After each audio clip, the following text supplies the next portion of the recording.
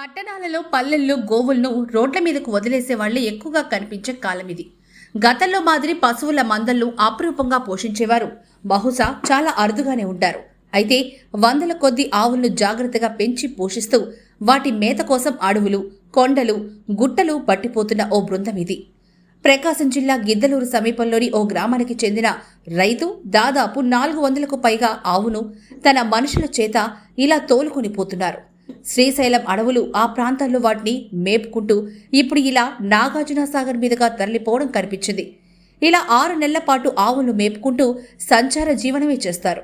మళ్లీ తమ గ్రామానికి పోకుండా ఆవుల్ని మేపుకుంటూ ఉంటామని, 6 నెలల తర్వాత ఆవుల్ని ఊరికి తీసుకెళ్తామని పనివాళ్లు చెప్తున్నారు.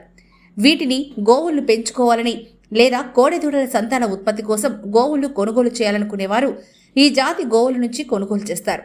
ఫారంలో మేపితే గోవు పుష్టిగా ఉండదని, అడవులు, కొండలు, గుట్టలు తిప్పి మేపితేనే బలిష్టంగా ఉంటుందని, అందుకోసమే ఇవి ఇలా మేసి పుష్టిగా ఉంటాయని అన్నారు.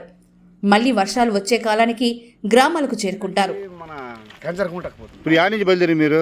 లచ్చాపురం నుంచి మన పెద్దరేవు నుంచి ఎక్కడ దాపోతారు? చర్మపురం తండకాడ నుంచి సిగురుపాడు నుంచి ఇంకా ఇటు ఏడ దాపోతారు? ఇక్కడ మేము అడిగొప్పల కాడిచిపోతాం కదా. నీళ్ళు ఏడుంటే అడిగిపోతా ఉంటారు. మొత్తం నడికే. ఏ జాతికి సంబంధించిన ఆవులు? ఈ నాటావులు అంటారు కానీ పొడావులు అని ఎక్కువ ఉంటాయి. తొడావులు, నాటావులు. ఈ జాతి ఎక్కువ ఈ ఏరియాలో ఉంటాయి. ఉంటాయి. సరే సరే. లక్షాపురమా మేత ఏడాడ పోతుంటారు? ఇక్కడ మన తెనాల దాకా పోయి వస్తాం. తెనాల దాకా పోతారా? మొత్తం ఆవులు అన్నీ ఎవరి మీనా?